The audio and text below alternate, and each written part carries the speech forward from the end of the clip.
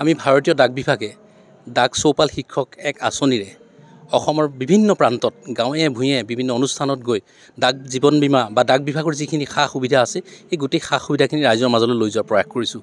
ইতিমধ্যে অসমত আমি দেখা পাইছোঁ যে বিভিন্ন ধৰণৰ ভুৱা বিত্তীয় প্ৰতিষ্ঠানে ৰাইজক প্ৰলোভন দি হাজাৰ হাজাৰ কোটি টকা আত্মসাৎ কৰি ৰাইজৰ কষ্টোপাৰ্জিত ধন পানীত পেলাইছে। গতিকে এই ক্ষেত্ৰত আমি আমাৰ ডাক বিভাগৰ যিখিনি খুব ধুনীয়া সা সুবিধা আছে এই সা সুবিধাখিনি ৰাইজৰ মাজত প্ৰচাৰ আৰু প্ৰসাৰ কৰি যাতে তেওঁলোকে নিৰ্দিষ্ট সুৰক্ষিত ঠাইত পইচাখিনি থৈ লাভজনক সুবিধা লাভ কৰিব পাৰে এই সম্পৰ্কে আমি জনসাধাৰণৰ মাজত প্ৰচাৰ আৰু প্ৰসাৰৰ কাৰণে এই ব্যৱস্থা গ্ৰহণ কৰিছোঁ।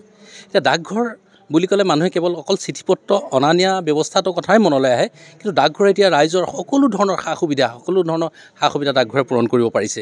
যদি কাৰোবাক এতিয়া এখন পাছপোৰ্ট দৰকাৰ হয় ডাকঘৰতে পাছপোৰ্ট পায়, কাৰোবাক আধাৰ দৰকাৰ হয় আধাৰ ডাকঘৰতে বনাব পাৰে, যদি বিভিন্ন মন্দিৰৰ প্ৰসাদ লাগে বিভিন্ন ধৰণৰ মন্দিৰৰ প্ৰসাদ ঘৰতে বহি ডাকঘৰৰ জৰিয়তে লাভ কৰিব পাৰে। গংগাজলৰ যিটো ব্যৱস্থা, গংগাৰ মূল উৎস গংগোত্ৰীৰ পৰা অনা গংগাজল আমাৰ ভাৰতবৰ্ষৰ সকলো ডাকঘৰতে উপলব্ধ। আৰু তাৰোপৰি ডাক বিভাগৰ যিখিনি সঞ্চয় আঁচনি আছে, ছেভিংছেই হওক বা সুকন্যা সমৃদ্ধি যোজনাই হওক বা মহিলা সন্মান ছেভিংছ চাৰ্টিফিকেটেই হওক, পাব্লিক প্ৰভিডেণ্ট ফাণ্ডেই হওক বা আমাৰ যিটো PL RPL আটাইতকৈ লাভজনক এটা সঞ্চয় আৰু বীমা আঁচনি, এই সুবিধাখিনি ৰাইজক ল'বৰ কাৰণে আমি আহ্বান জনাইছোঁ। আজিও আমি এই সভাত ইয়াৰ সজাগতা আৰু প্ৰচাৰ প্ৰসাৰৰ ব্যৱস্থা কৰিছোঁ।